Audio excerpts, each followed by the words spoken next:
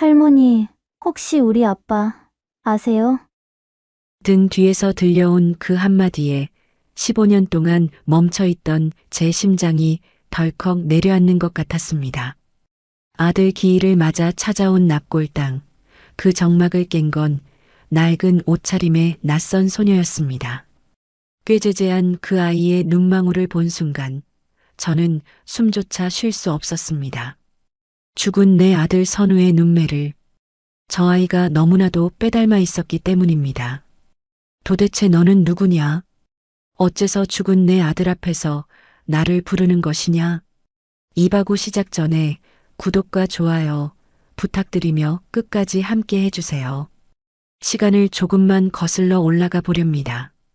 사람들은 저를 윤 회장이라고 부릅니다. 대한민국에서 내로라 하는 기업을 이끄는 철의 여인. 손가락 하나만 까딱해도 수백 명이 머리를 조아리는 자리. 네, 남들이 보기엔 제가 다 가진 사람처럼 보이겠지요. 하지만 그건 껍데기에 불과합니다. 서울 평창동, 그 으리으리한 대저택은 제게 무덤이나 다름없습니다. 오늘 아침에도 저는 혼자 눈을 떴습니다. 텅 빈 식탁에 앉아 가정부가 차려준 진수성찬을 모래알처럼 씹어 삼켰습니다. 숟가락이 그릇에 부딪히는 달그락 소리가 어찌나 크게 들리던지 그 소리가 제 텅 빈 가슴을 긁어대는 것만 같아 수저를 내려놓고 말았습니다. 오늘은 제 아들 선우가 떠난 지 딱 15년이 되는 날입니다. 그날도 오늘처럼 바람이 찼습니다. 제 욕심이었습니다. 그저 남부럽지 않게 키우겠다고, 더 좋은 혼처를 구하겠다고 아들을 다그쳤던 그날, 아들은 빗길 운전 중에 다시는 돌아올 수 없는 곳으로 가버렸습니다. 남편을 먼저 보내고 유일하게 남은 피부치였는데 그 아이마저 앞세운 죄 많은 어미가 바로 접니다. 회장님, 기사 대기시켰습니다. 같이 모실까요? 박 여사가 조심스럽게 물었지만 저는 고개를 저었습니다. 내 새끼 보러 가는 길입니다. 남의 손 빌리고 싶지 않습니다. 검은색 코트 깃을 여미며 저는 지팡이를 집어들었습니다. 늙고 병든 몸이지만 이 다리로 걸어서 가야 그나마 속죄가 될 것 같아서요. 납골당은 서늘했습니다. 대리석 바닥에 닿는 지팡이 소리가 유난히 날카롭게 울렸습니다. 수많은 영정사진들 사이를 지나 익숙한 자리 앞에 섰습니다. 유리창 너머 15년 전 그 모습 그대로 환하게 웃고 있는 내 아들 선우. 차가운 유리에 손을 대보지만 온기는 느껴지지 않습니다. 나쁜 놈. 어미는 아직도 이렇게 숨이 붙어 있는데 넌 거기가 그렇게 좋더냐? 대답 없는 사진을 보며 혼잣말을 뱉어봅니다. 가슴 깊은 곳에서 뜨거운 것이 울컥 치밀어 오릅니다. 돈이 다 무슨 소용입니까? 명예가 다 무슨 소용입니까? 내 새끼 따뜻한 밥 한 끼 지어 먹일 수 없는 이 처지가 거지가 아니고 무엇입니까? 주르륵 주름진 볼을 타고 눈물이 흘러내렸습니다. 체면도 있고 회장이라는 직함도 있고 그저 자식 잃은 어미가 되어 바닥에 주저앉아 통곡하고 싶었습니다. 너라도 있었으면, 너라도 곁에 있었으면. 제 입에서 나오는 건 15년째 똑같은 레퍼토리의 한탄뿐입니다. 그때였습니다. 또각, 또각. 제 울음소리 사이로 누군가의 발소리가 섞여 들렸습니다. 처음엔 관리인인가 싶어 황급히 눈물을 훔치고 매무새를 가다듬었습니다. 남들에게 약한 모습 보이기 싫은 지겨운 자존심 때문이었지요.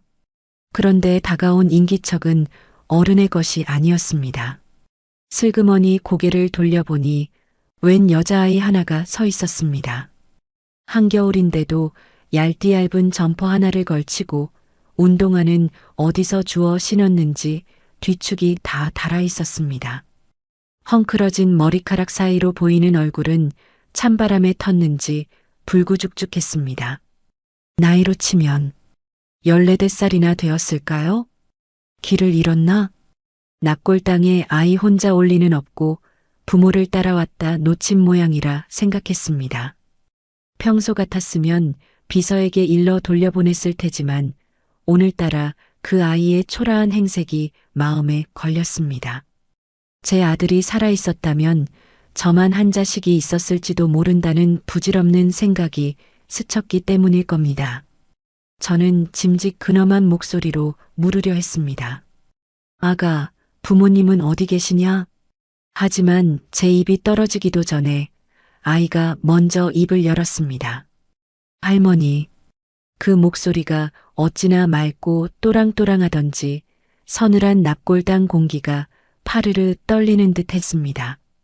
아이는 겁도 없이 제 곁으로, 아니 정확히는 제 아들 선우의 영정사진 앞으로 바짝 다가왔습니다. 그러고는 유리에 코가 닿을 듯 가까이 대고 사진 속 아들을 뚫어지라 쳐다보는 것이었습니다. 무례하다고 호통을 칠 수도 있었습니다. 감히 누구 앞을 가리느냐고 화를 낼 수도 있었습니다. 하지만 저는 그럴 수 없었습니다. 아이가 유리창에 손을 얹는 그 순간 제 눈에 들어온 아이의 손목이 너무나 가냘팠기 때문입니다. 그리고 그 손목 끝에 낡은 실반지 하나가 걸려 있는 것이 보였습니다. 제 시선이 그 반지에 머문 줄도 모르고 아이는 고개를 돌려 저를 빤히 올려다보았습니다. 가까이서 본 아이의 눈. 순간 머리를 한 대 얻어맞은 것처럼 눈앞이 아찔해졌습니다. 쌍꺼풀 없이 길게 찢어진 눈매. 웃을 때면 반달처럼 휘어지던 제가 세상에서 가장 사랑했던 남자, 제 아들 선우의 눈과 너무나도 똑같았기 때문입니다. 세상에 닮은 사람은 많다지만 이건 아닙니다. 저 눈빛, 저 분위기. 제 뱃속으로 낳은 어미가 모를 리 없습니다. 심장이 미친 듯이 요동치기 시작했습니다. 지팡이를 쥔 손이 부들부들 떨려왔습니다. 너. 말문이 막혀 뻐끔거리는 제게 아이가 다시 한번 쐐기를 박듯 물었습니다. 할머니, 우리 아빠 아세요? 쿵. 바닥이 꺼지는 것 같았습니다. 우리 아빠라니. 15년 전 결혼도 하지 않고 죽은 내 아들에게 숨겨둔 자식이라도 있었다는 말입니까? 아니면 돈 냄새를 맡고 찾아온 사기꾼들의 질 나쁜 장난입니까? 수만 가지 생각이 머릿속을 헤집어 놓는 와중에도 제 눈은 아이의 얼굴에서 떼어지지 않았습니다. 본능이 소리치고 있었기 때문입니다. 이 아이는 남이 아니다. 아가, 지금 뭐라고 했니? 아빠라니. 저 사진 속 사람이 내 아빠란 말이냐? 제 목소리가 형편없이 갈라져 나왔습니다. 아이는 대답 대신 품속에서 꼬깃꼬깃 접힌 종이 한 장을 꺼내 들었습니다. 손때가 묻어 반질반질해진 그 종이를 펴는 아이의 손이 미세하게 떨리고 있었습니다. 그 아이의 떨림이 제 가슴으로 고스란히 전해져 왔습니다. 이 아이가 펼쳐 보일 저 종이 안에 제 남은 인생을 송두리째 뒤흔들 진실이 담겨 있을 것만 같은 예감이 들었습니다. 저는 마른 침을 삼키며 아이의 손끝을 주시했습니다. 아이는 떨리는 손으로 기어이 그 종이를 펴보였습니다. 4번이나 접혀 있던 탓에 십자 모양으로 허옇게 자국이 난 낡은 이나지. 색이 바래 누렇게 뜬 그 사진 속에는 두 남녀가 환하게 웃고 있었습니다. 아, 제 입에서 짐승의 신음 같은 소리가 터져 나왔습니다. 틀림없었습니다. 사진 속 남자는 제 아들 선우였습니다. 그런데 저는 그 얼굴이 낯설었습니다. 집에서는 늘 주눅 들어 있거나 제 눈치를 보며 억지 미소만 짓던 아들이 사진 속에서는 세상을 다 가진 듯 호탕하게 웃고 있었기 때문입니다. 그 옆에 수줍게 팔짱을 낀 여자는 처음 보는 얼굴이었습니다. 수수하지만 선한 인상, 그리고 무엇보다 눈에 띈 것은 두 사람이 함께 배에 손을 얹고 있는 모습이었습니다. 임신이었습니다. 아, 이 미련한 놈아. 이 못난 놈아. 15년 전 사고가 나기 며칠 전이었을 겁니다. 선우가 제 서재 문을 두드리고 들어와 쭈뼛거리던 날이 떠올랐습니다. 어머니, 드릴 말씀이 있어요. 저, 만나는 사람이. 그때 저는 뭐라고 했습니까? 쓸데없는 소리 말거라. 그룹 합병이 코앞이다. 내가 정신을 딴 데 팔 때냐? 제 손으로 아들의 입을 막았습니다. 제 욕심이 아들의 고백을 묵살했습니다. 그렇게 아들은 뱃속에 아이와 여자를 숨긴 채 차마 어미에게 말을 못하고 끙끙 앓다가 그 차가운 빗길 속으로 떠나버린 것입니다. 엄마가 그랬어요. 이게 아빠랑 마지막으로 찍은 사진이라고. 아이의 목소리가 귓가에 웅웅거렸습니다. 저는 떨리는 손을 뻗어 아이의 얼굴을 감싸쥐었습니다. 거칠거칠한 피부, 찬바람에 튼 뺨의 감촉이 손바닥에 생생하게 전해졌습니다. 다시 보니 눈만 닮은 게 아니었습니다. 고집스럽게 담은 인매도, 웃을 때 살짝 패이는 보조개도 제 아들 선우가 어릴 적 거울을 보듯 똑같았습니다. 어찌 몰랐을까요? 피는 물보다 진하다는데 제 핏줄을 눈앞에 두고도 남인 줄 알았다니요. 내 이름이 뭐냐? 민서요. 서민서, 민서, 민서. 선우가 생전에 딸을 낳으면 짓고 싶다던 이름이었습니다. 백성민의 새벽서, 세상을 밝게 비추는 사람이 되라며 지나가는 말로 했던 그 이름을 아이가 간직하고 있었습니다. 그 순간 제 다리에서 힘이 쭉 빠져나갔습니다. 지팡이를 놓치고 저는 차가운 대리석 바닥에 무릎을 꿇고 말았습니다. 아이고, 내 새끼, 아이고. 체면이고 뭐고 따질 겨를이 없었습니다. 가슴속에 맺혀있던 15년 묵은 응어리가 터져나왔습니다. 납골당이 떠나가라 통곡을 했습니다. 아들 영정 앞에서 그 아들이 남긴 핏덩이를 붙잡고 짐승처럼 울부짖었습니다. 내가 죽일년이다. 내가 너를 죽이고 내 처자식을 거리로 내몰았구나. 이 금쪽 같은 아이가 낡은 옷을 입고 거리를 헤맬 때 나는 따뜻한 밥을 먹고 비단 이불을 덮고 잤구나. 할머니, 왜 우세요? 어디 아프세요? 아이는 영문을 몰라 당황하면서도 고사리 같은 손으로 제 등을 쓸어내렸습니다.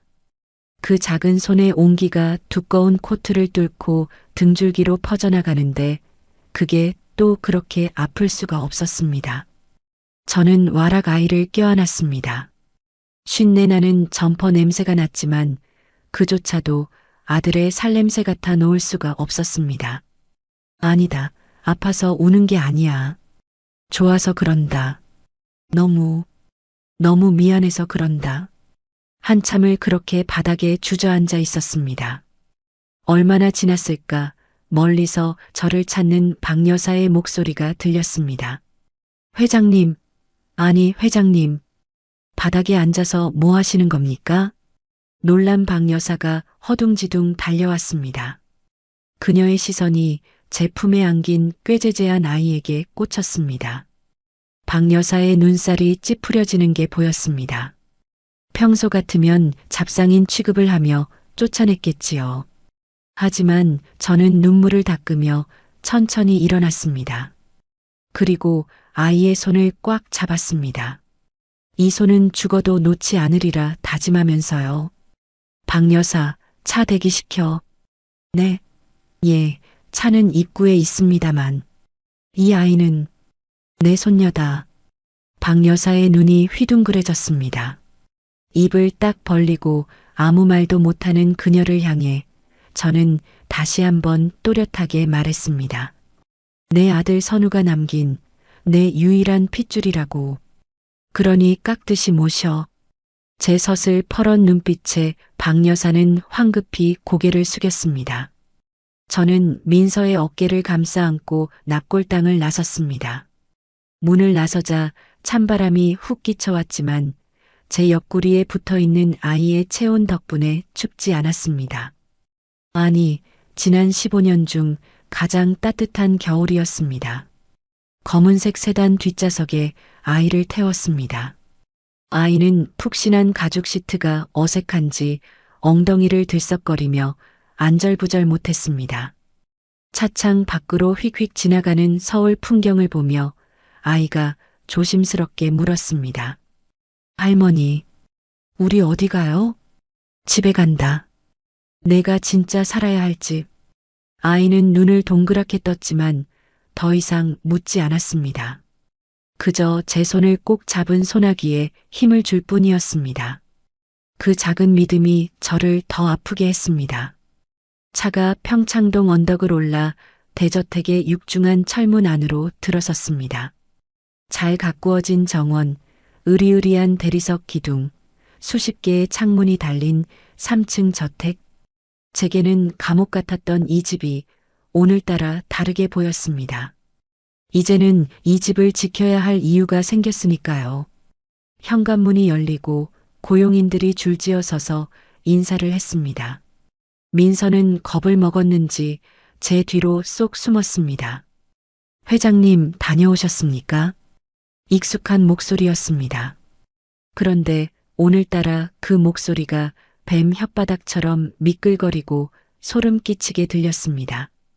고개를 들어보니 거실 소파에 다리를 꼬고 앉아있는 남자가 보였습니다. 제 죽은 남편의 동생, 시동생인 김상무였습니다. 아니, 형수님, 기일에 혼자 청승맞게 다녀오신다더니 웬 거지를 하나 달고 오십니까? 그는 찻잔을 내려놓으며 비릿한 웃음을 흘렸습니다. 그의 시선이 민서의 낡은 운동화와 때 묻은 점퍼를 훑어내렸습니다. 명백한 조롱, 그리고 경멸이었습니다. 평소라면 그저 무시하고 방으로 들어갔을 겁니다. 하지만 오늘은 다릅니다. 저자는 제 남편이 죽고 아들 선우마저 죽은 뒤 회사를 집어삼키기 위해 호시탐탐 기회를 노려온 하이에나입니다. 제가 죽기만을 기다리는 작자지요. 그런데 제 옆에 새로운 상속자가 나타났으니 저 눈빛이 곱을 리가 없겠지요. 민서가 제 옷자락을 꽉 움켜쥐며 몸을 떨었습니다. 그 떨림이 제 안에 잠자던 도끼를 깨웠습니다. 나는 이제 예전에 그저 슬프기만 했던 늙은이가 아닙니다. 내 새끼를 지키기 위해서라면 나는 기꺼이 악기라도 될 준비가 되어 있었습니다. 저는 민서의 손을 보란 듯이 더 세게 잡으며 김상무를 똑바로 노려보았습니다. 말 조심하게. 이 아이는 오늘부터 이 집주인이 될 몸이니까.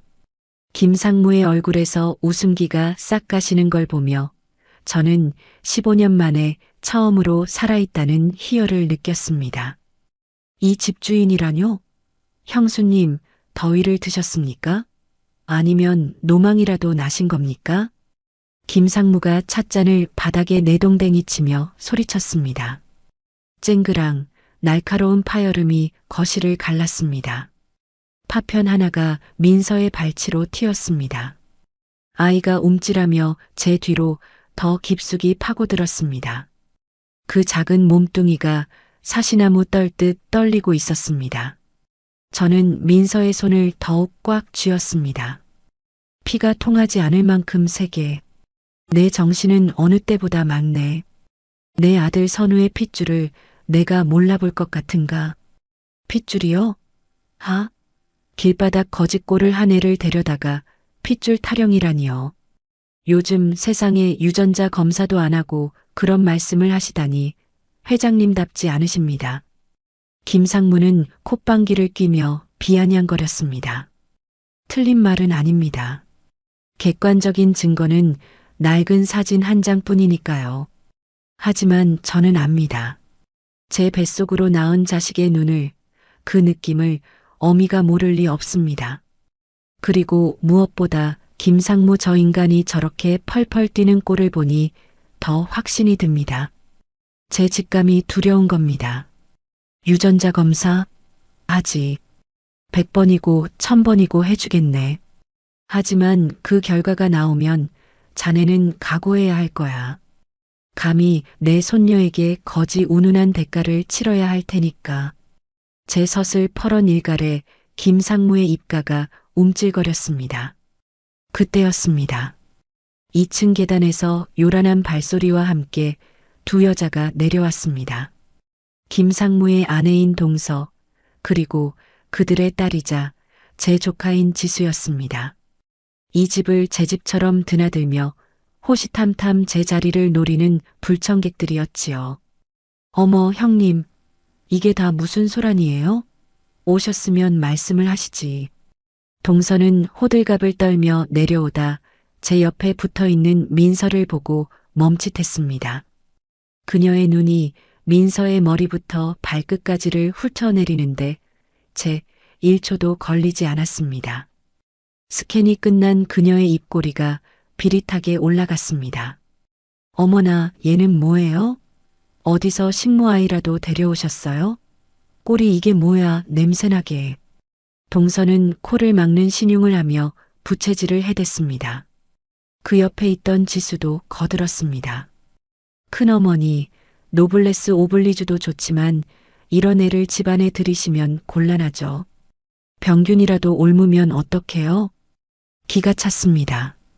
이것들이 내 앞에서 내 새끼를 두고 저런 막말을 쏟아내다니. 지난 15년 외롭다는 핑계로 저들의 알랑방귀를 받아준 제 탓입니다. 제가 호랑이인 줄 모르고 이빨 빠진 고양이 취급을 하고 있었던 겁니다. 입 닥치지 못해. 제 고함 소리에 거실이 쩌렁쩌렁 울렸습니다. 동서와 지수가 놀라 눈을 동그랗게 떴습니다. 식모, 병균, 이 아이는 내 손녀다. 선우 딸이라고. 내년들이 감히 어디다 대고 주둥이를 함부로 놀려. 제 평생 그렇게 상스러운 말을 내뱉은 건 처음이었습니다. 박 여사도 고용인들도 모두 숨을 죽였습니다. 동서는 얼굴이 벌개져서 뻐끔거렸고 김상무는 씩씩거리며 넥타이를 풀어 헤쳤습니다. 좋습니다. 형수님이 그렇게 우기시니 검사 결과 나올 때까지만 두고 보죠. 하지만 만약 사기꾼으로 밝혀지면 그때는 저도 가만히 있지 않을 겁니다. 김상무 가족은 씩씩거리며 2층 게스트룸으로 사라졌습니다. 폭풍이 지나간 거실에는 저와 민서 둘만 남았습니다. 저는 그제야 안도하며 민서를 돌아보았습니다. 아이가 상처받지 않았을까, 겁에 질려 울고 있지는 않을까 걱정되어서요. 그런데 민서는 울고 있지 않았습니다. 오히려 덤덤한 표정으로 저를 올려다보며 말했습니다. 할머니, 저 괜찮아요. 민서야. 시설에서도 그랬어요. 돈 없고 부모 없으면 원래 무시당하는 거라고. 익숙해요. 그 덤덤한 말이 비수가 되어 제 가슴에 꽂혔습니다. 15살짜리가 세상의 냉대에 익숙하다니요. 도대체 15년 동안 어떤 삶을 살아온 겁니까? 저는 가슴이 미어지는 것 같아 민서를 꼭 안아주었습니다. 미안하다. 할미가 못나서 저런 소리를 듣게 했구나. 아니에요. 할머니가 소리 질러줘서 속 시원했어요. 아이는 희미하게 웃어 보였습니다. 그 미소가 더 아팠습니다. 날이 저물었습니다. 저는 박 여사를 시켜 민서를 씻기고 새 옷을 입혔습니다. 욕실에서 나온 민서는 딴 사람 같았습니다.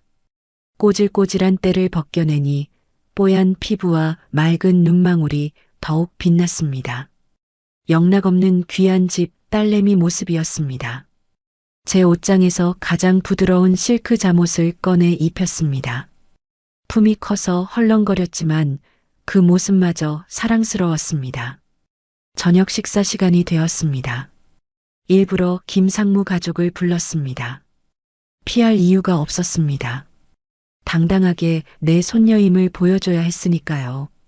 식탁에는 평소보다 더 화려한 음식들이 차려졌습니다. 갈비찜, 잡채, 신선로. 민서에게 먹이고 싶은 것들을 죄다 내오라 했습니다. 하지만 식사 분위기는 살얼음판이었습니다. 김상무 가족은 민서를 투명 인간 취급했습니다. 젓가락질 소리만 달그락거릴 뿐 아무도 말을 하지 않았습니다. 민서는 난생 처음 보는 음식들 앞에서 쭈뼛거렸습니다. 포크와 나이프가 낯선 듯 손을 꼼지락거렸습니다. 그걸 본 지수가 픽 웃으며 한마디 툭 던졌습니다. 큰어머니, 얘 포크 쓰는 법도 모르나 봐요. 하긴 컵라면이나 먹었을 텐데 스테이크 썰 줄 알겠어요? 동서가 맞장구를 쳤습니다. 교양이 하루아침에 생기나요? 핏줄이 아무리 좋아도 자란 환경이 천박하면 어쩔 수 없는 거죠. 저는 쥐고 있던 나이프를 식탁에 내려놓으려 했습니다. 그때였습니다.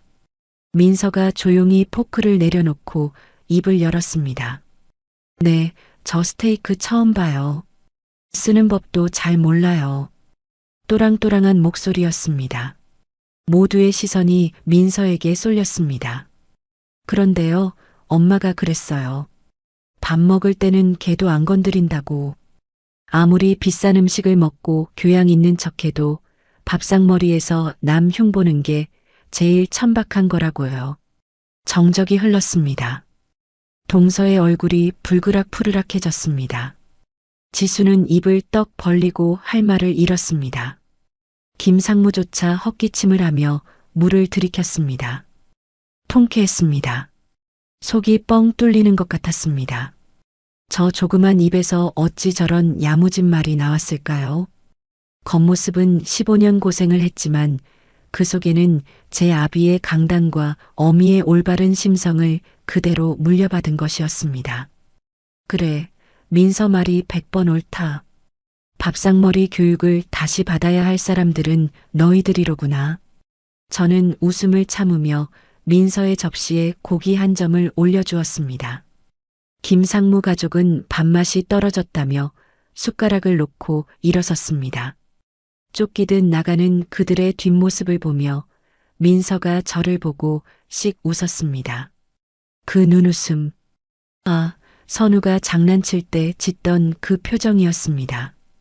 그날 밤 저는 민서를 제 침대 옆에 재웠습니다. 낯선 방, 낯선 침대일 텐데 민서는 금세 잠이 들었습니다. 고단했겠지요. 긴장도 풀렸을 거고요. 잠든 아이의 머리카락을 쓸어 넘겨주었습니다. 이마에 송골송골 맺힌 땀을 닦아주며 저는 맹세했습니다. 걱정 마라. 저 이리 때 같은 인간들이 다시는 너를 무시하지 못하게 만들 거다. 이 할미가 내 모든 걸 걸고 너를 지킬 거야. 하지만 제 다짐과 달리 마음 한구석은 여전히 불안했습니다. 김상무는 독사 같은 인간입니다. 오늘 당한 망신을 절대 잊지 않을 겁니다. 분명 뒤에서 무슨 짓을 꾸밀 게 뻔합니다. 그리고 민서. 겉으로는 씩씩해 보였지만 자면서 웅크린 저 작은 등이 너무나 외로워 보였습니다. 아비 없는 서름, 가난의 굴레 속에서 얼마나 많은 상처를 안고 살았을지 저는 감히 짐작조차 할 수 없었습니다. 창밖에는 다시 눈발이 날리기 시작했습니다. 내일은 또 어떤 시련이 우리를 기다리고 있을까요? 하지만 상관없습니다. 이제는 혼자가 아니니까요. 제 곁에는 지켜야 할 내 새끼 민서가 있으니까요. 저는 민서의 이불을 목끝까지 덮어주고 아이의 손을 꼭 잡은 채 잠을 청했습니다. 15년 만에 처음으로 악몽을 꾸지 않을 것 같은 밤이었습니다. 다음 날 백화점 VIP룸. 점원들이 분주하게 옷을 나르고 있었습니다. 이거, 그리고 저기 걸린 것까지 전부 포장해. 사이즈는 이 아이한테 맞춰서. 최고급 원단, 최신 유행 디자인, 가격이 얼마나 나갈지도 모르는 셀 수도 없는 옷들이 민서 앞에 산더미처럼 쌓였습니다. 저는 소파에 깊숙이 몸을 파묻고 흐뭇하게 그 광경을 지켜보았습니다. 돈 쓰는 맛이 이런 거였지요. 15년 동안 썩어만 가던 제 돈이 이제야 주인을 만난 겁니다. 할머니, 이거 너무 비싼 거 아니에요? 저음 많은데. 괜찮다. 넌 이런 거 입을 자격 있어. 할미가 그동안 못 해준 거, 이자까지 쳐서 다 해줄 거다. 저는 민서의 말을 자르며 점원에게 손짓했습니다. 구두, 가방, 액세서리, 보이는 대로 다 담았습니다. 사람들은 수군거렸습니다. 윤 회장이 늙어서 돈 쓸 데가 없어 미쳤다고 할지도 모릅니다. 하지만 상관없었습니다. 15년 동안 길바닥에서 고생시킨 내 손녀, 보란 듯이 공주님처럼 만들어주고 싶었으니까요. 그게 할미의 사랑이라고 믿었습니다. 하지만 제 생각은 틀렸습니다. 집으로 돌아오는 차 안, 뒷좌석 가득 실린 쇼핑백들을 보며 민서는 한숨을 쉬었습니다. 표정이 어두웠습니다. 새 옷을 입고 기뻐 날뛸 줄 알았는데 오히려 풀이 죽어 창밖만 바라보는 것이었습니다. 왜 그러니? 마음에 안 들어? 더 비싼 걸로 사줄까? 아니에요, 할머니. 그냥 너무 많아서요. 저 이거 다 필요 없는데. 민서의 목소리가 기어 들어갔습니다. 집에 도착해서도 마찬가지였습니다. 민서는 화려한 제 방, 푹신한 침대, 최고급 가구들 사이에서 겉돌았습니다. 마치 남의 옷을 훔쳐 입은 아이처럼 불편해 보였습니다. 저녁 식사 시간 전 민서가 제 방으로 찾아왔습니다. 손에는 백화점에서 산 화려한 쇼핑백이 아닌 꼬깃꼬깃한 검은 비닐봉지가 들려 있었습니다. 할머니, 이거. 민서가 수줍게 내민 봉지 속에는 시장에서 파는 두꺼운 털 양말 한 켤레가 들어 있었습니다. 꽃무늬가 그려진 촌스럽기 짝이 없는 3,000원짜리 양말이었습니다. 이게 뭐냐? 아까 백화점 가는 길에 창밖으로 시장이 보이길래 차 세워달라고 해서 샀어요. 할머니 다리가 불편해 보이셔서. 겨울엔 이게 따뜻하거든요. 엄마도 살아계실 때 제가 이거 사드리면 제일 좋아하셨어요. 망치로 머리를 얻어맞은 기분이었습니다. 저는 수천만 원짜리 명품을 안겨주며 생색을 냈는데 이 아이는 고작 3,000원짜리 양말로 제 마음을 녹이고 있었습니다. 민서는 제게 돈을 바란 게 아니었습니다. 할머니를 바랐던 겁니다. 그 순간 15년 전의 기억이 파노라마처럼 스쳐 지나갔습니다. 아들 선우에게도 저는 그랬습니다.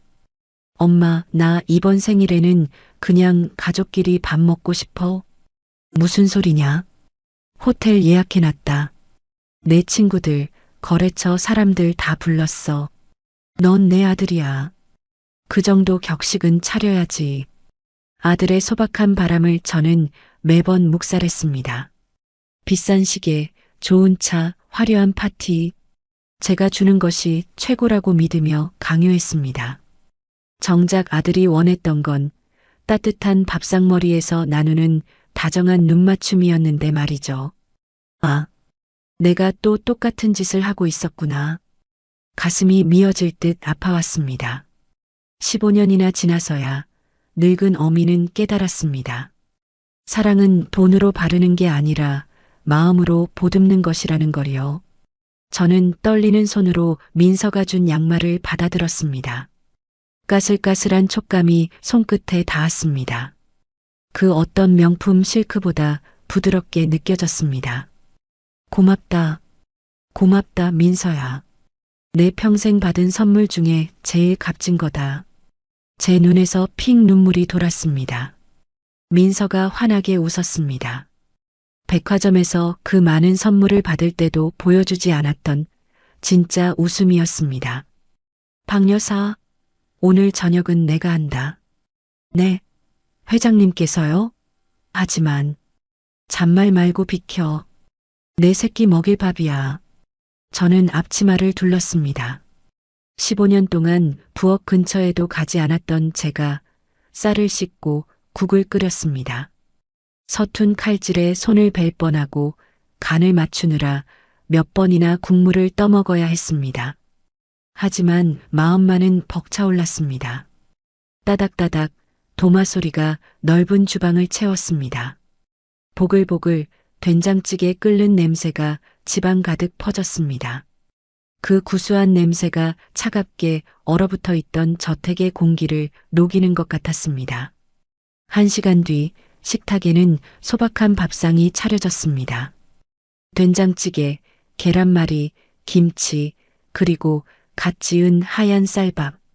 화려한 호텔 요리에 비하면 초라하기 짝이 없었지만 김이 모락모락 나는 밥상 앞에는 온기가 감돌았습니다.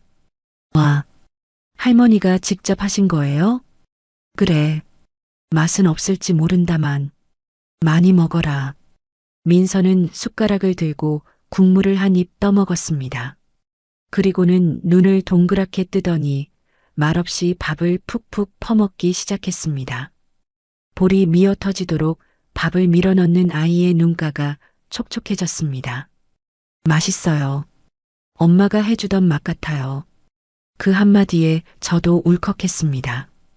맞은편에 앉아 밥을 먹는 민서의 모습 위로 15년 전 아들 선우의 모습이 겹쳐 보였습니다.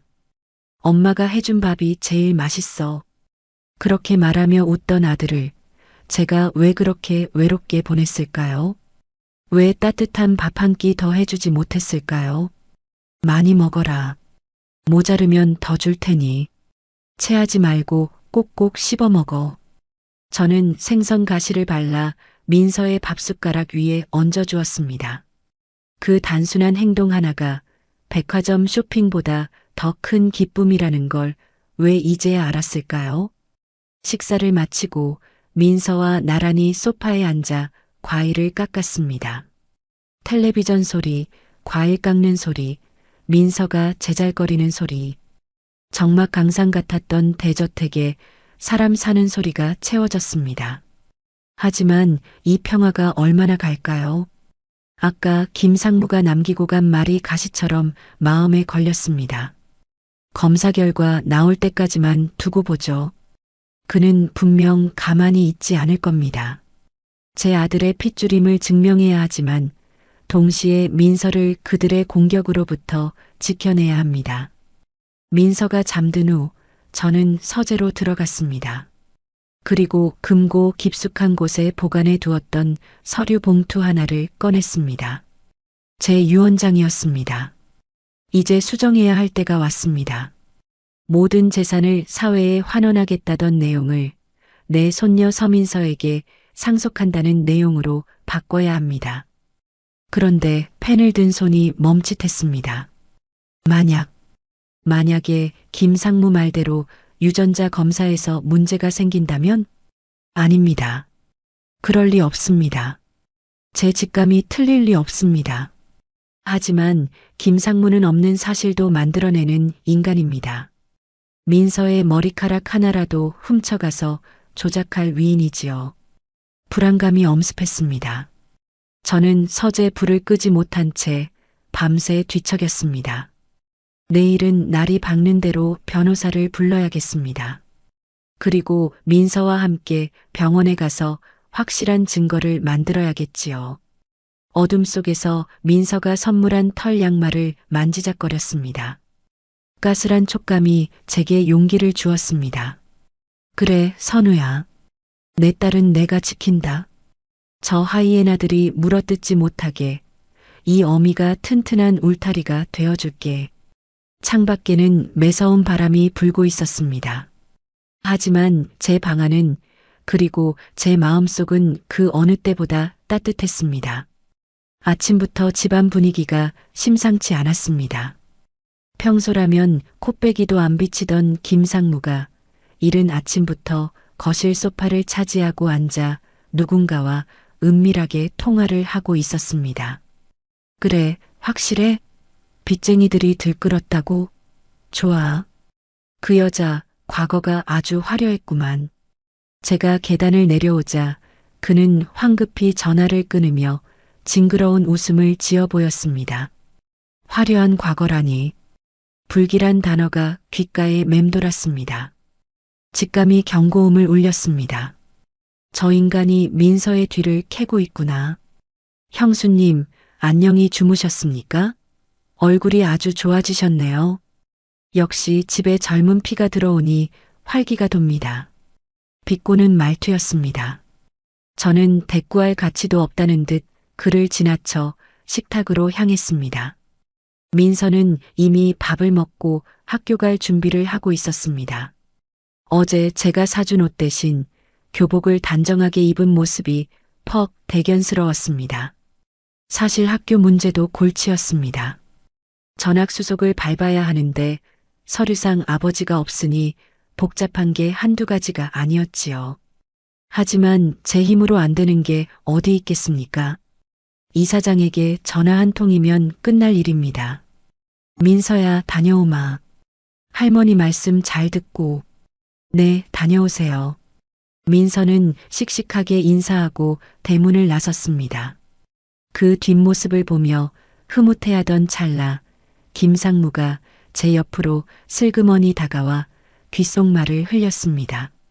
형수님, 너무 정주지 마세요. 나중에 배신당하면 그 충격을 어떻게 감당하시려고. 자네, 지금 나한테 협박하는 건가? 협박이라뇨? 충고입니다.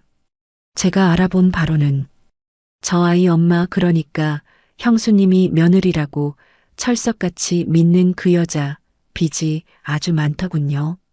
사채까지 썼다던데. 심장이 철렁했습니다. 사채라니.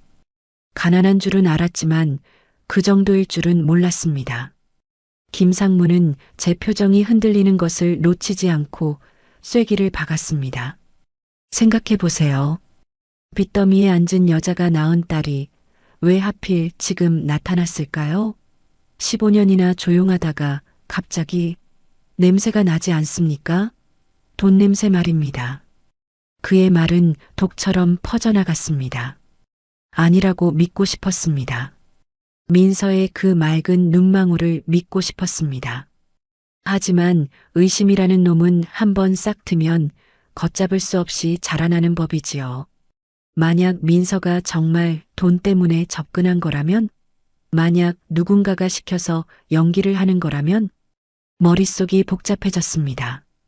현기증이 일어 비틀거리자 박 여사가 부축했습니다. 회장님, 괜찮으세요? 나라. 내 방으로 가야겠다. 저는 도망치듯 서재로 들어왔습니다. 그리고 떨리는 손으로 진정제를 찾아 입에 털어 넣었습니다. 김상무의 말이 맞을 수도 있습니다. 세상에 믿을 놈 하나 없다는데 15년 만에 나타난 손녀를 덥석 믿은 제가 노망난 늙은이일지도 모릅니다. 하지만 어젯밤 그 따뜻했던 양말의 촉감은 거짓이 아니었습니다. 된장찌개를 먹으며 흘리던 그 눈물은 연기가 아니었습니다. 확인해야겠다. 내 눈으로 직접. 저는 아들 선우의 유품을 보관해둔 다락방으로 향했습니다. 15년 동안 먼지만 쌓여있던 상자들. 차마 가슴 아파 열어보지 못했던 아들의 흔적들. 민서가 정말 선우의 핏줄이라면 여기에 뭔가 단서가 있을 겁니다. 먼지 덮인 상자를 하나씩 열었습니다. 아들이 대학 때 입던 야구 점퍼, 낡은 전공 서적, 어릴 때 가지고 놀던 로봇 장난감. 물건 하나하나에 아들의 손때가 묻어 있어 만질 때마다 가슴이 저려왔습니다. 선우야, 제발 엄마한테 답을 다오. 저 아이가 내 딸이 맞니? 마지막 상자를 열었을 때였습니다. 낡은 다이어리 하나가 눈에 띄었습니다. 선우가 죽기 전 해에 썼던 것이었습니다. 떨리는 손으로 다이어리를 펼쳤습니다. 깨알같이 적힌 아들의 글씨체. 일정표 사이사이에 메모가 적혀 있었습니다. 3월 5일. 지연이랑 첫 데이트. 그녀가 웃는 게 참 예쁘다. 5월 12일.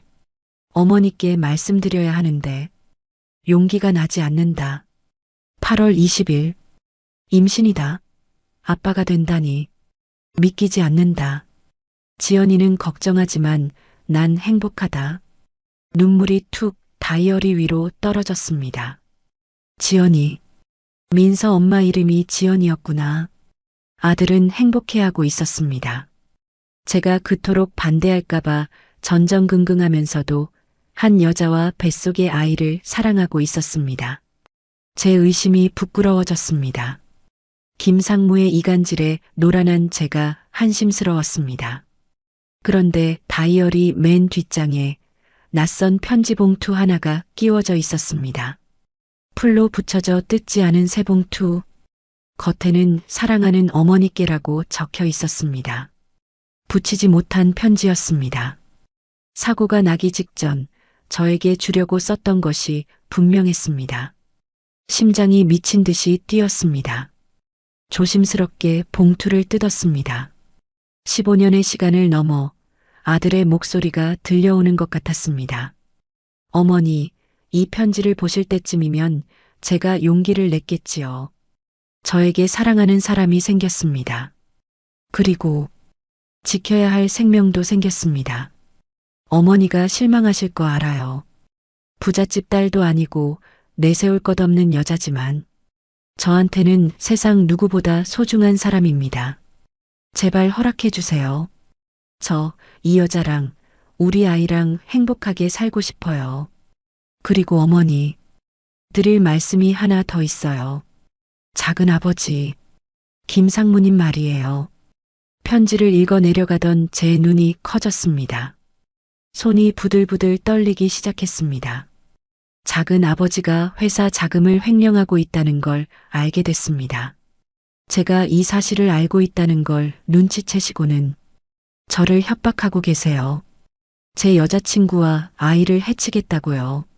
만약 제가 입을 열면 그들을 가만두지 않겠다고 하셨습니다. 어머니, 무서워요. 저 때문에 그들이 다칠까봐 너무 무서워요. 하지만 더 이상 숨지 않을 겁니다. 어머니께 모든 걸 말씀드리고 당당하게 맞서겠습니다. 부디 제 진심을 알아주시길. 편지는 거기서 끝이 났습니다. 종이가 구겨질 정도로 주먹을 꽉 쥐었습니다. 분노가 머리끝까지 치솟았습니다. 김상무, 이 짐승만도 못한 놈. 단순히 돈 욕심 때문이 아니었습니다. 제 아들을 죽음으로 몰고 간 원흉이 바로 그놈이었습니다. 아들은 사고로 죽은 게 아니었습니다. 그놈의 협박에 시달리다 쫓기듯 운전대를 잡았을 겁니다. 어쩌면 사고 자체가 조작된 것일 수도 있다는 끔찍한 생각이 스쳤습니다. 으악! 짐승 같은 포효가 제 입에서 터져나왔습니다. 다락방에 먼지 낀 창문이 덜덜 떨릴 정도였습니다. 박 여사가 놀라 뛰어 올라왔습니다. 회장님, 무슨 일이세요? 박 여사, 박 여사. 저는 핏발선 눈으로 박 여사를 노려보았습니다. 제 손에 들린 편지가 구겨져 있었습니다. 김상무 그 자식. 지금 어디 있어? 네. 아까 나가셨는데요. 회사로 가신다고. 당장 차 대기시켜. 본사로 간다. 저는 자리에서 벌떡 일어났습니다. 지팡이 따위는 필요 없었습니다. 분노가 제 다리에 힘을 불어넣어주고 있었습니다.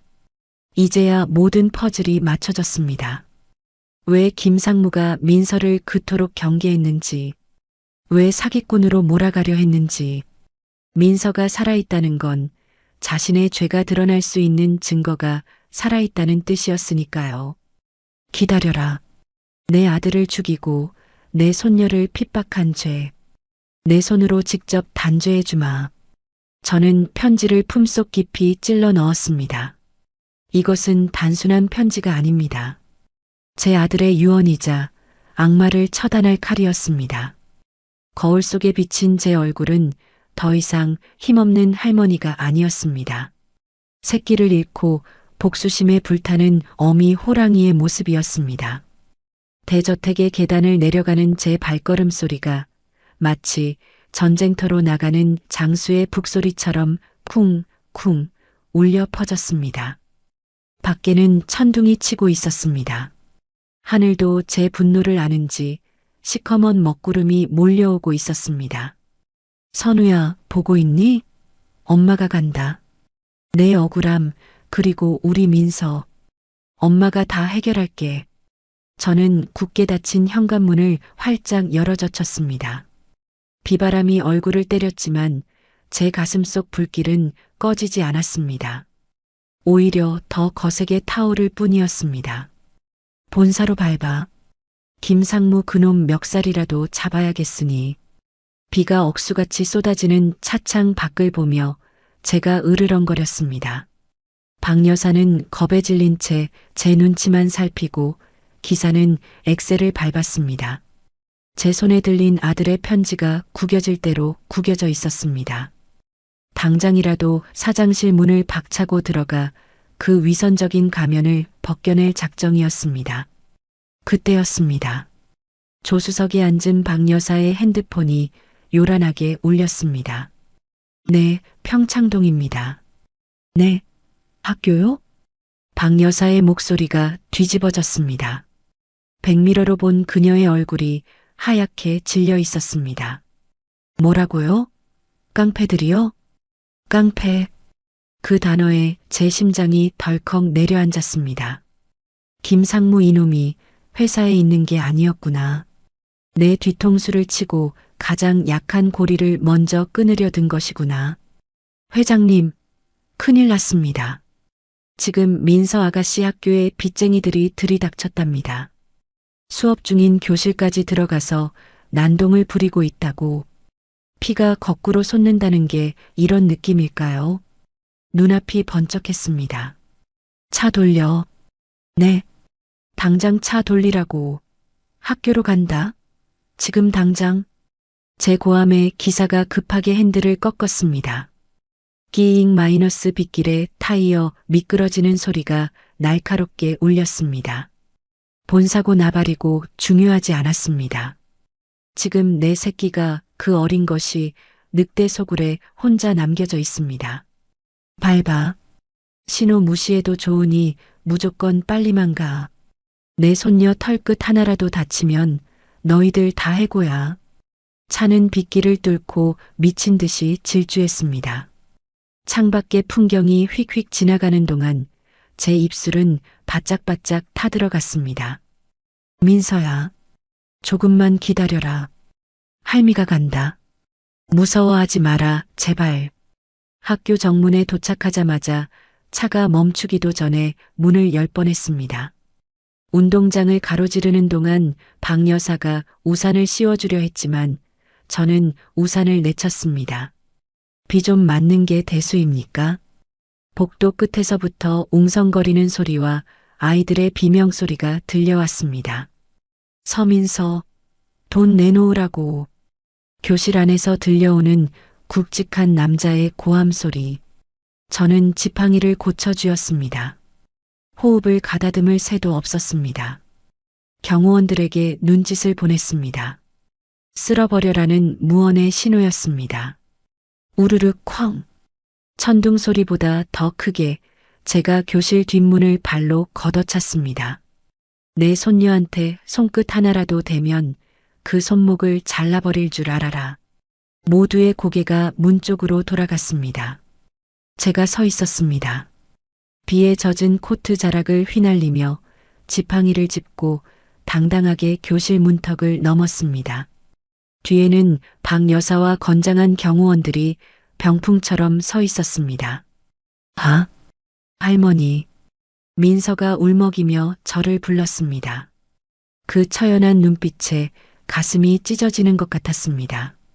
저는 민서에게 다가가 떨고 있는 어깨를 감싸 안았습니다. 그리고 싸늘한 눈으로 사내들을 노려보았습니다. 누구 사주받고 온 건지는 모르겠다만 번지수 잘못 찾았다. 여기가 어디라고 감히 흙탕물을 튀겨? 사내들은 멈칫했지만 곧 비웃음을 흘렸습니다. 어이쿠, 회장님 오셨습니까? 손녀 관리 좀 잘하시죠. 어미는 빚더미에 앉아 죽었는데 딸녀는 호의호식하면 쓰나? 빚? 그래, 빚이 있다고 치자. 그게 얼마냐? 원금에 이자까지 합쳐서 5억. 5억? 푼돈이구나. 저는 코웃음을 쳤습니다. 그리고 박 여사에게 손짓했습니다. 박 여사가 가방에서 수표책을 꺼내 제게 건넸습니다. 저는 망설임 없이 펜을 휘갈겼습니다. 그리고 수표 한 장을 뜯어 사내의 얼굴에 뿌렸습니다. 옛다, 5억. 더 필요하면 말해. 내 손녀 눈에서 눈물 나게 한 값으로 10억쯤 더 줄 수도 있으니까. 종이 한 장이 사내의 뺨을 때리고 바닥에 떨어졌습니다. 교실 안이 찬물을 끼얹은 듯 조용해졌습니다. 사내들은 당황해서 서로의 얼굴만 쳐다보았습니다. 돈을 받으러 온 게 목적이 아니었으니까요. 그들의 목적은 민서를 망신 주고 저와 민서 사이를 갈라놓는 것이었을 테니까요. 왜? 돈 줬는데 안 가고? 아, 혹시 돈 말고 다른 걸 원하나? 저는 품속에서 꼬깃꼬깃한 편지 한 통을 꺼내 들었습니다. 아침에 다락방에서 찾은 아들 선우의 유서와도 같은 그 편지였습니다. 이걸 보여주면 되나? 니들 뒷배가 누군지 내가 모를 줄 알았어? 그때였습니다. 복도 창문 너머로 누군가 황급히 몸을 숨기는 것이 보였습니다. 김상무였습니다. 학교 이사장과 통화하는 척하며 상황을 지켜보고 있었던 겁니다. 저는 그쪽을 향해 소리쳤습니다. 숨지 말고 나와. 김상무, 자네가 시킨 짓이잖아. 제 호통에 김상무가 쭈뼛거리며 모습을 드러냈습니다. 그의 얼굴은 사색이 되어 있었습니다. 형수님, 오해십니다. 저는 그저 민서 양이 걱정돼서. 걱정? 내 아들 선우를 협박해서 죽음으로 몰고 간 놈이 이제는 그 딸까지 잡으려고 해? 죽음 협박이라는 단어에 김상무의 눈동자가 흔들렸습니다. 학생들과 선생님도 경악하며 입을 틀어막았습니다. 무슨 말씀을 하시는 겁니까? 증거 있습니까? 증거? 여기 있다, 이놈아. 저는 편지를 흔들어 보였습니다. 선우가 죽기 전에 쓴 편지다. 자네가 횡령 사실을 들키자 내 아들을 협박했다고, 내 며느리와 뱃속의 아이를 해치겠다고 위협해서 선우가 입도 뻥긋 못하게 만들었다고. 여기 다 적혀 있어. 김상무는 다리에 힘이 풀린 듯 휘청거렸습니다.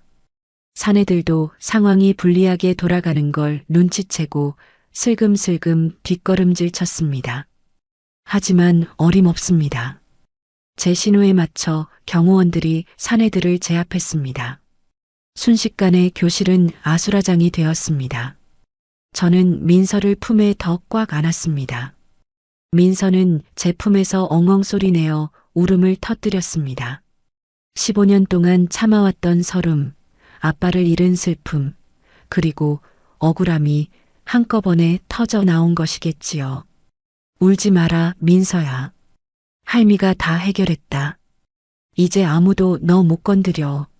저는 민서의 등을 토닥이며 김상무를 노려보았습니다.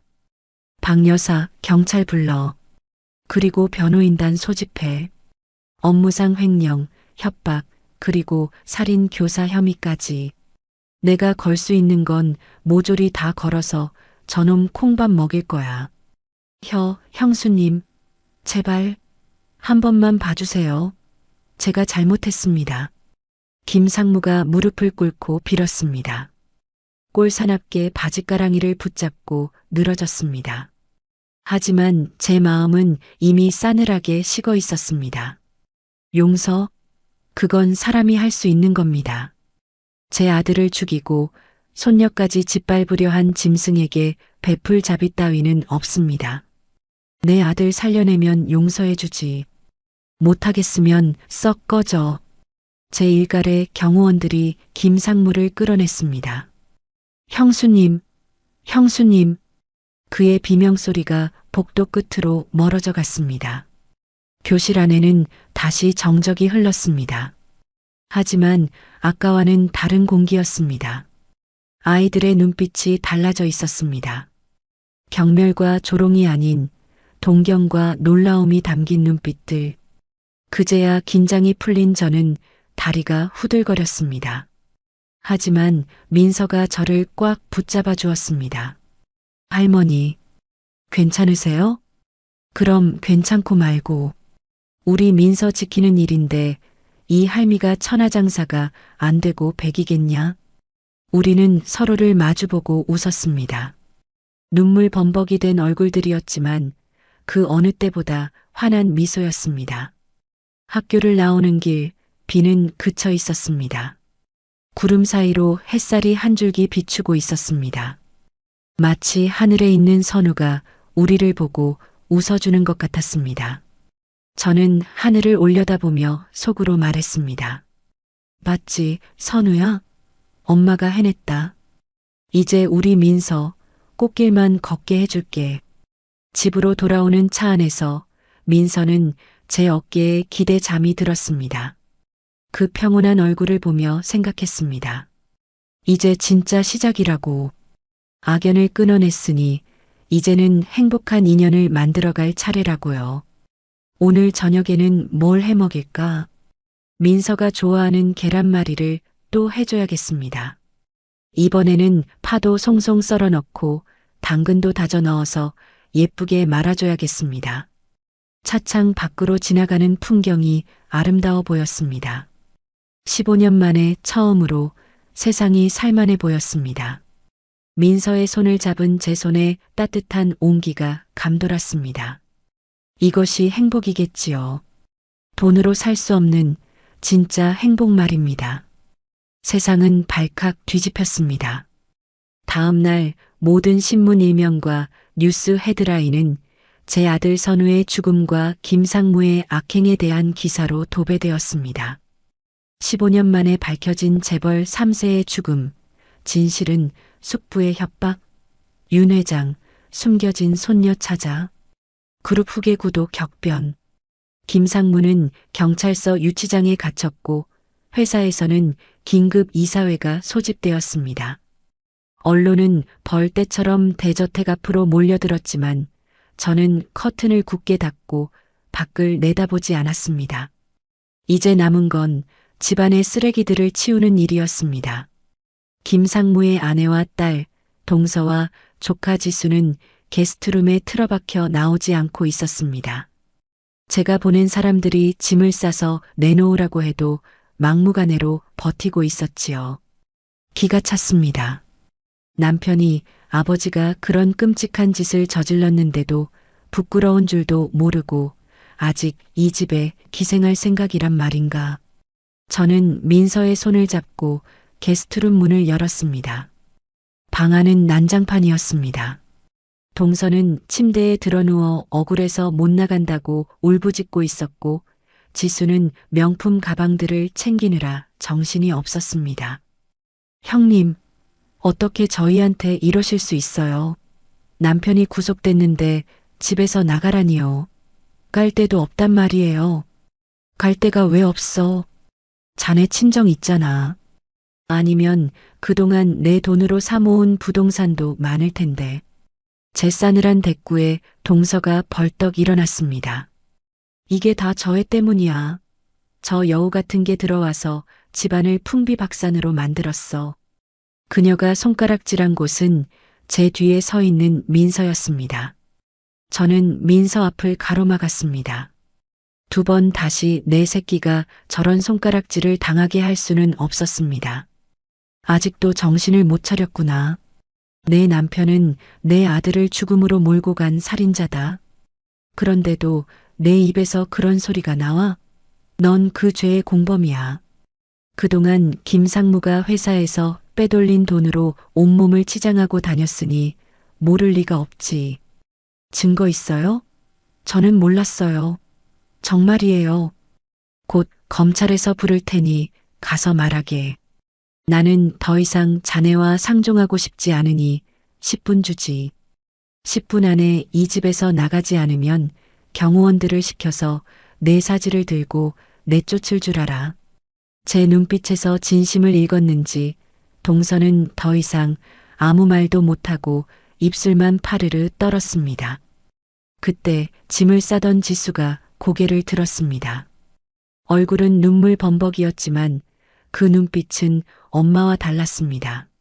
엄마, 그만해요. 우리가 잘못했어요. 지수야, 너까지 왜 이래?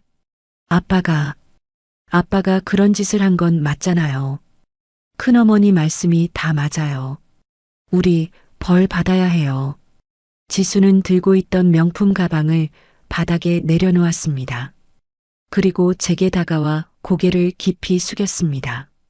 큰어머니, 죄송합니다. 그동안 철없이 굴었던 거 용서하지 않으셔도 괜찮아요. 그리고는 민서를 향해 돌아섰습니다. 민서야, 미안해. 내가 정말 나빴어. 너한테 거지라고 하고 무시했던 거 정말 미안하다. 진심 어린 사과였습니다. 민서는 아무 말 없이 지수를 쳐다보았습니다.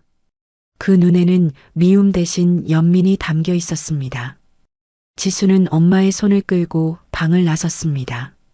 모녀의 초라한 뒷모습이 복도 끝으로 사라졌습니다. 마지막 남은 인간성이라도 보여준 것이 그나마 다행이라면 다행일까요? 오후가 되자 집안의 모든 고용인들을 거실로 불러 모았습니다. 그리고 민서의 손을 잡고 그들 앞에 섰습니다. 모두 들으시오. 이 아이는 내 유일한 핏줄이자 우리 그룹의 유일한 상속자가 될 서민서 양이다. 오늘부로 나에 대한 예우와 똑같이 민서 양을 모시도록. 혹여라도 민서 양을 험담하거나 무시하는 자는 내 손으로 직접 이 집에서 내쫓을 것이다. 고용인들이 일제히 고개를 숙였습니다. 명심하겠습니다, 회장님. 그들의 대답을 들으며 저는 민서의 어깨를 꽉 쥐었습니다. 아직 어린아이에게 너무 무거운 짐을 지우는 건 아닌지 마음이 아팠지만 어쩔 수 없었습니다. 민서가 이 집에서, 이 세상에서 살아남기 위해선 꼭 필요한 과정이었으니까요. 저녁에는 변호사가 찾아왔습니다. 새로 작성한 유언장에 사인을 하고 공증 절차를 마쳤습니다. 나의 모든 재산은 손녀 서민서에게 상속한다. 이 한 줄을 쓰기 위해 저는 15년이라는 긴 시간을 돌아온 것입니다. 모든 것이 제자리를 찾아가는 것 같았습니다. 하지만 제 마음 한구석은 여전히 편치 않았습니다. 제가 민서에게 물려주는 것이 과연 돈과 명예뿐일까요? 어쩌면 남들의 시기와 질투, 그리고 거대한 그룹을 이끌어야 한다는 외로움까지 함께 물려주는 것은 아닐까요? 그날 밤 민서와 나란히 침대에 누웠습니다. 민서야, 할미가 오늘 한 일들 너무 무서웠지? 아니요. 할머니가 제 옆에 계셔서 하나도 안 무서웠어요. 아이는 제 품으로 파고들었습니다. 할머니, 응? 저 회장 안 하면 안 돼요? 뭐, 저는 그냥 할머니랑 같이 밥 먹고 TV 보고 시장 가서 양말 사고 그렇게 살고 싶어요. 돈 많이 없어도 돼요. 그 순수한 말에 가슴이 저려왔습니다. 제가 아이에게 지운 짐이 얼마나 버거운 것인지 다시 한번 깨닫게 되었습니다.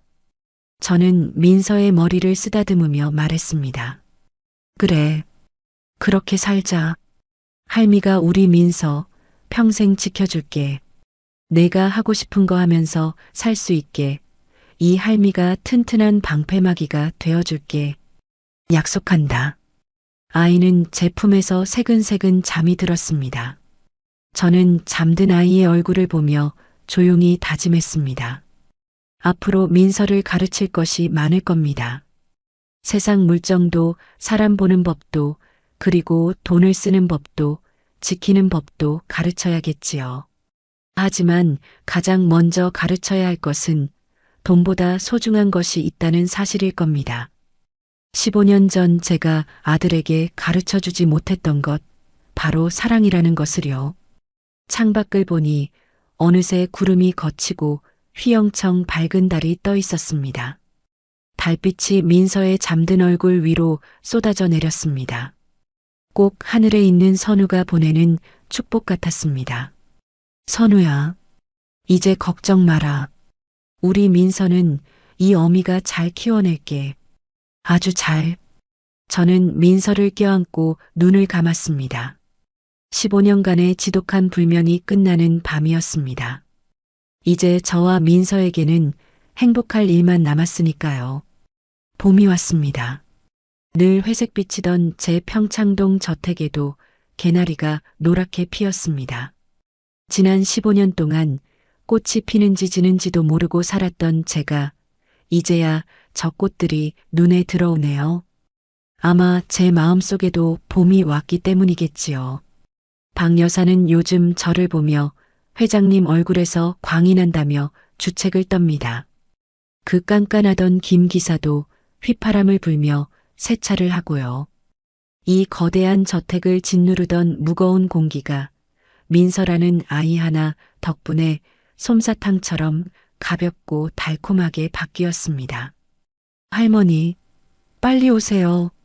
반죽 다 됐어요. 이거 부풀어 오르는 것 좀 보세요. 주방에서 민서의 목소리가 들려옵니다. 저는 서재책을 덮고 불이 나게 달려갔습니다. 예전 같으면 박 여사 시켜라 하고 말았을 테지만 지금은 다릅니다. 이 늙은이에게는 손녀와 함께하는 이 시간이 억만금보다 귀하니까요.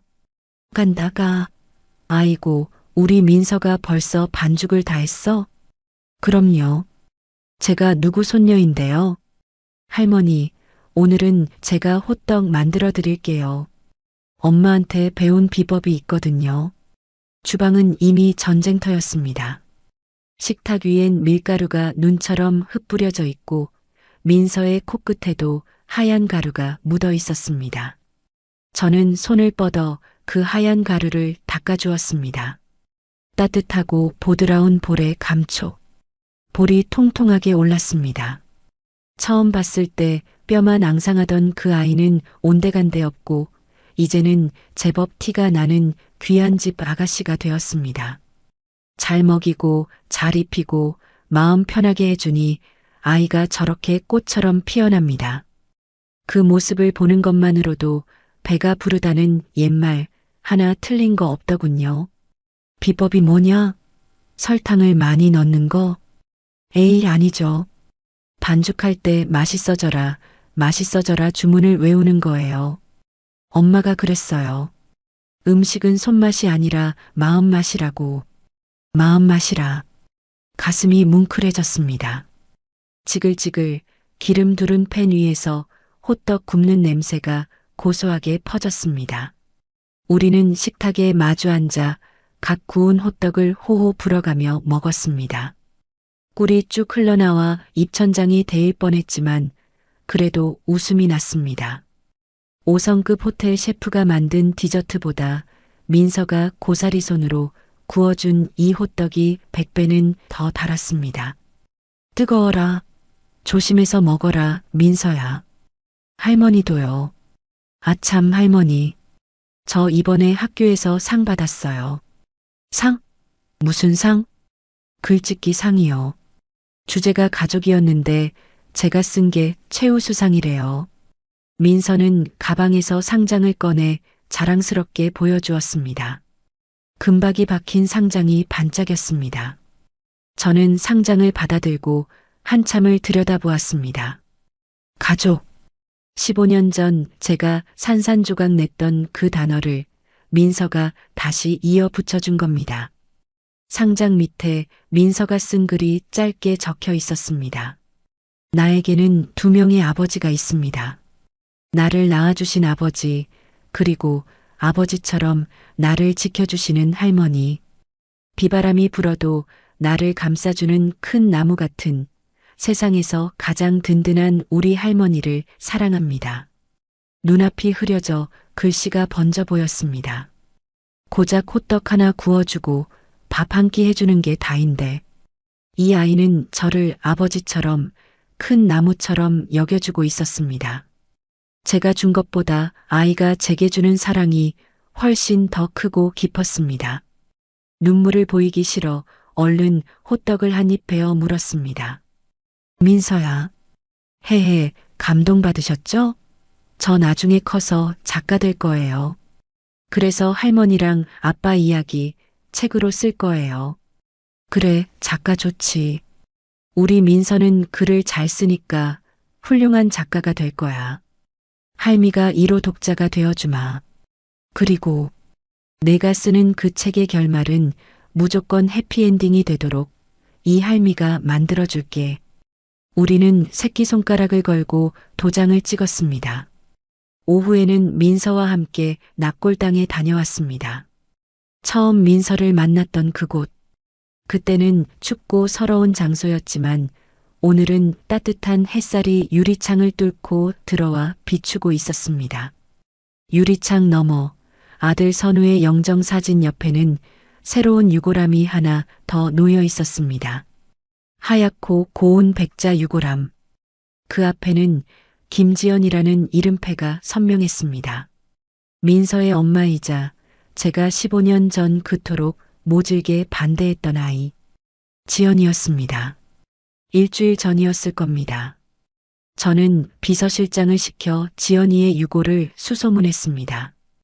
보고를 듣고 가슴을 쳤습니다. 가난 때문에 제대로 된 묘소도 없이 연고 없는 사람들이 묻히는 시립 납골당 구석진 곳에 방치되어 있었다더군요. 내 아들 사랑한 죄로 혼자 아이 낳아 기르다 병들어 죽어간 그 불쌍한 것을 제가 그렇게 내버려 두었습니다. 저는 당장 지연이를 이곳으로 모셔왔습니다. 최고급 유골함에 새 옷을 입히듯 정성껏 담아 아들의 바로 옆자리를 내어주었습니다. 늦었지만 이제라도 둘이 꼭 붙어 있으라고, 영원히 헤어지지 말라고, 그리고 두 사람 사이에 민서가 그린 그림을 넣어주었습니다. 아빠, 엄마, 민서, 그리고 저. 넷이서 손을 잡고 있는 그림을요. 이것이 못난 시어머니가 줄 수 있는 너무 늦은 결혼 선물이자 사과였습니다. 아빠, 엄마, 저 왔어요. 할머니랑 같이 왔어요. 민서가 눈시울을 붉히며 유리창을 쓰다듬었습니다. 선우와 지연이 두 사람의 사진이 나란히 우리를 보고 웃고 있는 것 같았습니다. 민서야, 보이니? 이제 내 엄마랑 아빠 다시는 안 떨어질 거야. 할미가 딱 붙여놨으니 걱정 마라. 네. 고마워요, 할머니. 엄마도 진짜 좋아하실 거예요. 꿈에서라도 아빠 만나고 싶다고 매일 우셨는데. 민서가 제 품에 얼굴을 묻고 흐느꼈습니다.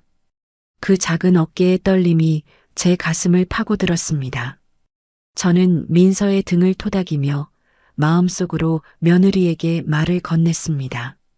지연아, 미안하다. 정말 미안하다. 내 욕심이 너희를 갈라놓고 너를 그렇게 힘들게 했구나. 부디 거기서는 선우랑 행복하거라. 내가 목숨 걸고 지켜낸 내 딸 민서는 내가 목숨 바쳐 지킬 테니. 그러니 이제 맘 편히 쉬거라, 아가. 가슴 한구석에 묵직하게 남아있던 돌덩이가 그제야 스르르 녹아내리는 것 같았습니다. 진정한 용서는 말이 아니라 행동으로 하는 것임을 저는 이제야 알았습니다. 두 사람의 유골함이 나란히 놓인 것을 보니 비로소 제 아들이 덜 외로워 보였습니다. 집으로 돌아오는 길 차 안에서 라디오가 흘러나왔습니다. 나른한 오후의 햇살, 부드러운 클래식 음악, 그리고 옆에서 제 어깨에 기대곤이 잠든 민서. 규칙적으로 오르내리는 아이의 숨소리가 제게는 세상 어떤 음악보다 평화롭게 들렸습니다. 문득 지난 시간들이 주마등처럼 스쳐 지나갔습니다. 아들의 죽음이라는 절망, 15년에 지독했던 고독, 민서와의 기적 같은 만남, 그리고 김상무 일가와의 치열했던 싸움. 그 모든 폭풍우가 지나가고 이제 비로소 고요한 바다의 닻을 내린 기분입니다. 이 평화를 얻기 위해 그토록 먼 길을 돌아왔나 봅니다. 집에 도착하니 박 여사가 환한 얼굴로 마중을 나왔습니다. 회장님 다녀오셨어요? 정원의 목련이 활짝 피었습니다. 보시겠어요? 저는 민서를 깨우지 않도록 조심스럽게, 아주 조심스럽게 차에서 내렸습니다. 정원 한가운데 하얀 목련 나무가 눈부시게 서 있었습니다. 겨울의 모진 추위를 이겨내고 터뜨린 그 순백의 꽃잎들이 꼭 온갖 고생을 이겨내고 제 곁으로 아준 민서의 맑은 영혼 같아 보였습니다. 저는 지팡이를 짚고 천천히 나무 아래로 걸어갔습니다. 꽃그늘 아래 서니 향긋한 봄 냄새가 코끝을 스쳤습니다. 이제 제 나이 70 중반. 살 날이 얼마나 남았을지는 모르겠습니다. 하지만 두렵지 않습니다. 하루를 살아도 민서와 함께 웃으며 살 테니까요. 내일 아침에는 민서가 좋아하는 계란말이를 해줘야겠습니다. 이번에는 당근을 별 모양으로 썰어서 넣어볼까요? 그리고 민서가 엄마 아빠 보러 가고 싶다고 하면 언제든 같이 가줘야겠습니다. 이제 그곳은 슬픔의 장소가 아니라 우리 가족이 모두 만나는 축제의 장소가 되었으니까요. 회장님, 이제 들어가시죠. 바람이 찹니다. 아니, 박 여사. 조금만 더 있다 들어갈게. 이 봄을 좀 더 느끼고 싶어서 그래. 저는 뒷짐을 지고 하늘을 올려다보았습니다. 파란 하늘에 하얀 구름이 유유히 흘러가고 있었습니다. 마치 선우와 지연이가 손을 잡고 산책을 하는 것 같습니다. 저를 보고 어머니 고마워요라고 손 흔드는 것만 같습니다. 여러분은 어떠신가요? 혹시 지금 춥고 긴 겨울을 보내고 계신가요? 인생이 끝난 것 같고 더 이상 희망이 없다고 느껴지시나요? 너무 걱정하지 마세요. 언젠가는 반드시 봄이 옵니다. 저처럼 15년이 걸리더라도 기적처럼 따뜻한 봄날은 꼭 찾아옵니다. 그러니 포기하지 마세요. 소중한 사람의 손을 놓지 마세요. 그 손의 온기가 언젠가 여러분을 구원할 테니까요. 저에게 민서가 그랬던 것처럼요. 오늘의 이바구는 여기까지입니다. 끝까지 함께 해주셔서 감사드리며 구독과 좋아요 눌러주시면 놀라운 인생 사연들을 누구보다 먼저 무료로 만나보실 수 있습니다.